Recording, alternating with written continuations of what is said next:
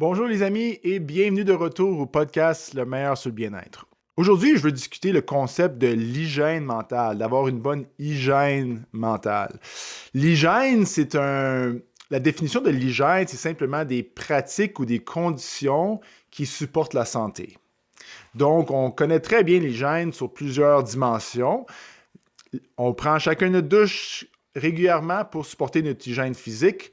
On se brosse les dents à tous les jours. Même la Société dentaire du Canada dit qu'on devrait brosser nos dents 2 minutes 2 fois par jour, comme une bonne hygiène dentaire.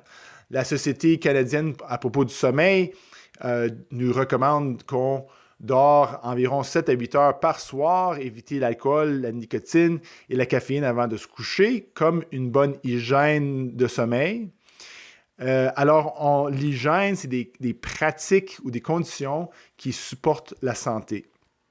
Et même, fait qu'on a des recommandations pour le public à propos de différentes choses qu'on devrait faire à tous les jours pour supporter notre santé, comme on a parlé pour l'hygiène de sommeil, pour l'hygiène dentaire, et même que l'Organisation de santé mondiale propose aussi qu'on devrait tout viser environ 150 minutes d'activité physique par semaine pour supporter la santé physique. Et donc, un peu de mon travail que j'ai fait sur mon travail professionnel, c'était poser la question, ben, c'est quoi les standards qu'on devrait viser pour le cerveau, pour la santé mentale? On parle des 150 minutes par semaine pour le corps physique, l'activité physique. On parle de 2 minutes 2 fois par jour pour les dents.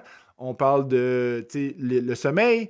On parle des choses très spécifiques, des cibles, des targets très spécifiques pour supporter notre santé. Mais c'est quoi qu'on devrait faire pour le cerveau? C'est quoi le standard qu'on devrait considérer pour le cerveau?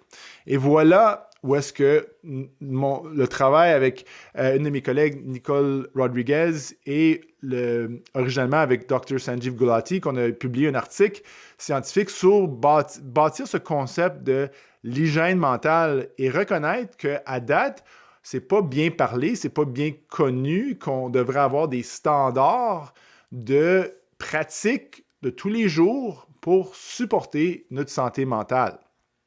Et quand on pense à la recommandation d'activité physique de 150 minutes par jour, on dit 150 minutes, mais on ne donne pas c'est quoi exactement qui devrait arriver. On ne dit pas spécifiquement, ben, il faut que tu fasses 150 minutes de marche rapide ou de randonnée pédestre ou des choses comme ça.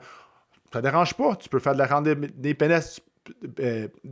pédestre. Tu peux aller faire du bicycle. Tu peux aller nager. Tu peux aller faire des poids haltères et garder ton battement de cœur un peu plus élevé. Il y a toutes sortes de façons. Tu peux aller jouer du badminton. Tu peux aller jouer pickleball. Il y a toutes sortes d'affaires que tu peux faire d'activités physiques pour rentrer ton 150 minutes par semaine. Et nous autres, on a fait, c'est on a pris ce genre de concept-là de base. C'est très simple comme concept. Et d'approcher ça avec le cerveau. Parce que dans la littérature, il y a plusieurs façons qu'on sait qui supportent la santé mentale. Et on a discuté plusieurs approches dans ce podcast. Par exemple, pratiquer la gratitude, d'écrire des choses qu'on apprécie dans notre vie à tous les jours. Pratiquer la gratitude, excellent pour le cerveau. La méditation de pleine conscience, de juste s'asseoir puis ressentir notre corps, ressentir les narines, ressentir l'estomac, c'est une très bonne façon de supporter le cerveau. Avec des pratiques de respiration profonde, la prière, d'écrire dans un journal. Il y a beaucoup de bons données quand on écrit dans un journal à tous les jours, ça supporte la santé mentale. On a parlé de réfléchir versus penser. Quand on prend un morceau de papier puis on écrit les choses qui nous dérangent de la vie, puis on réfléchit en écrivant différentes approches, on réfléchit au lieu de penser sans arrêt à ruminer sur nos problèmes. Quand on réfléchit avec un papier et un crayon, c'est une bonne chose pour le cerveau. Et donc, ce qu'on a fait, c'est qu'on avait compilé 16 ou même jusqu'à 17 différentes approches pour supporter le cerveau. Différentes approches qu'on sait que, ou juste par exemple, une autre chose, c'est de s'exposer à la nature, être exposé, aller prendre une petite marche dans une forêt, puis regarder les arbres. Il y a beaucoup de données que ça supporte le cerveau.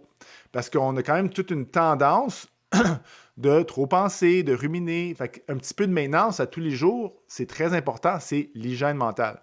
Fait que ce qu'on a fait, c'est qu'on a donné toutes sortes d'options à du monde, puis on dit, on veut que vous fassiez, s'il vous plaît, 10 minutes par jour d'hygiène mentale. Ça ne dérange pas quelle pratique vous choisissez, ça ne dérange pas si vous les combinez, ça ne dérange pas si vous faites 1 minute 10 fois par jour, 2 minutes 5 fois par jour, 5 minutes 2 fois par jour, 10 minutes tout à la fois. On vise 10 minutes par jour, que ce soit dans des petits intervalles ou d'une shot au complet tout seul. Alors, et nos données, on a pris des données, comment le monde se sent avant de faire ça et comment il se sent après avoir fait ça pendant 30 jours. Et on l'a répété plusieurs années et on voit que on a répété les mêmes genres de tests à chaque fois, puis le monde se sent mieux en général. On a des bons données que le monde se sent mieux quand ils font 30 jours de 10 minutes par jour de pratique d'hygiène mentale de leur choix à eux. On ne leur disait pas exactement quoi faire. Donc, c'est important de commencer à percevoir le cerveau, l'esprit, le mind, comme n'importe quelle autre partie du corps. Ça a besoin de maintenance. Et on a tendance à, quand on parle de la santé mentale, on a tendance à voir, ben moi, j'ai pas besoin d'hygiène mentale. Moi, ma santé mentale est excellente. J'ai pas besoin de ça. Je suis correct. C'est juste ceux qui ont de la misère qui ont besoin de ça. Mais c'est pas la mentalité, c'est une pratique d'hygiène. C'est pas une intervention. C'est différent entre une intervention puis de l'hygiène. Alors, quand on parle de l'hygiène, c'est un standard de pratique que tout le monde devrait viser. C'est un principe universel. Quand on se brosse les dents, c'est aussi important pour le grand avocat qui fait beaucoup d'argent que mettons, quelqu'un qui qui travaille dans un poste qui fait beaucoup moins d'argent. C'est important pour tout le monde de brosser les dents. Si on est malade ou on est bien, c'est important de se brosser les dents. Il y a toujours... l'hygiène, ça ne dérange pas qui tu es, si tu es en bonne santé, pas bonne santé, ou dans la démographie socio-économique ou bas, c'est pour tout le monde. Tout le monde devrait brosser les dents à tous les jours. Tout le monde devrait prendre leur douche à tous les jours. Et c'est de voir ça comme un cheminement de toute la vie. Il n'y a pas un temps qu'on va se dire « Ah, ben, moi, j'ai brossé mes dents depuis que j'ai 5 ans. Ça fait plusieurs décennies que je brosse les dents. Alors, j'en ai assez. Je vais arrêter. » Non, ça ne marche pas de même. Ça continue. C'est une maintenance. OK? Et même chose, fait que c'est la même chose avec le cerveau, parce que des fois, on a tendance à voir des pratiques d'hygiène mentale comme un truc de court terme. Quand on va voir, mettons, un psychothérapeute parce qu'on a quelques difficultés, puis je le recommande, on devrait aller voir, c'est une bonne chose d'aller parler à un professionnel quand on ne se sent pas bien. Mais mettons, disons que le thérapeute va dire, ben, pour ton anxiété, pourquoi pas que tu considères des respirations profondes. Fait que là, tu fais des respirations profondes. Ah, tu vois, ça m'aide avec l'anxiété. Ah, ça fait 1 mois que je le fais. Ah, mon anxiété va beaucoup mieux. Ah, bon, ben, je vais arrêter là. Voilà où est-ce que le concept de l'hygiène mentale prend une autre direction. Il n'y a pas de fin à ces pratiques-là. C'est une maintenance. C'est pas un truc, en anglais, ils appellent ça les hacks. On hack le cerveau pour se sentir mieux. C'est une maintenance de long terme. Il n'y a pas de fin au processus de supporter le cerveau. Comme il n'y a pas de fin à brosser les dents, il n'y a pas de fin à prendre notre douche à tous les jours. C'est une hygiène. Et d'avoir une approche réaliste, même si tu te brosses les dents tous les jours, tu vas peut-être avoir des caries. Même si tu as une très bonne hygiène mentale, ça ne veut pas dire que tu ne vas pas avoir d'épreuves de santé mentale. Mais on le fait tous les jours, C'est pas comme moi, je vais juste prendre ma douche seulement quand je tombe dans la boîte. Non, même si je n'ai pas fait d'exercice puis je n'ai pas tombé dans la boîte, je vais prendre ma douche. Fait que c'est pas... Des fois, le monde, OK, il se sent stressé. OK, là, je vais respirer. Ben, même quand tu te sens bien, puis tu as une bonne journée, on respire pareil. C'est pas quelque chose qu'on fait juste quand on se sent pas bien. On se brosse pas les dents seulement quand les dents font mal. On se brosse les dents pareil. Je sais que je reviens à l'analogie tout dans les dents, mais c'est une analogie très pratique. Et en même temps, ça ne nous fait pas changer les épreuves de vie, mais avoir une bonne hygiène pour différentes choses, ça nous aide à mieux approcher la vie avec un peu plus de capacité. Fait que disons, on a des épreuves de relations avec, mettons, en couple ou avec des amis, de la famille, ou on a des difficultés au travail, on a des épreuves financières, peu importe.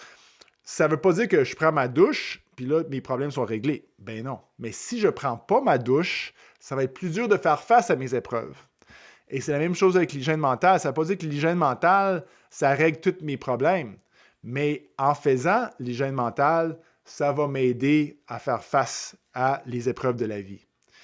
Et la dernière chose que je veux mentionner, c'est que c'est important de voir le mouvement de notre société, aller dans une direction de plus de bien-être collectif. C'est un mouvement intérieur, comme en anglais, grassroots movement. Ça vient du peuple. C'est le peuple qui va se sentir mieux. Parce que des fois, on a tendance à vouloir que le gouvernement devrait investir dans la santé mentale plus. Le gouvernement devrait créer des réformes qui sont mieux pour la santé mentale. Et oui, je suis d'accord. C'est une bonne chose que le gouvernement fasse des efforts avec nos impôts de créer des conditions qui supportent la santé mentale.